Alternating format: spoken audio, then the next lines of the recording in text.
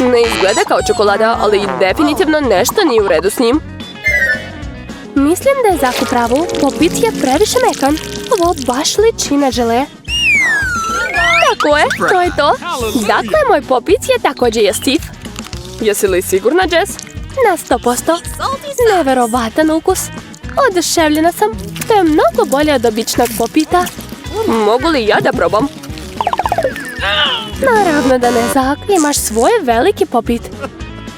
Jel tako? Pazi se onda. Naučit ću te ja, Jess. Da vidimo šta ćeš reći kad rastopim tvoje žele sa fenom. Da li osjećate taj vrući vetar odakle je? Uskoro ćeš saznati. Sad čekaj još malo. Šta se desilo sa mojim popitom? Zašto se rastopio? Zak, jesi li to ti uradio?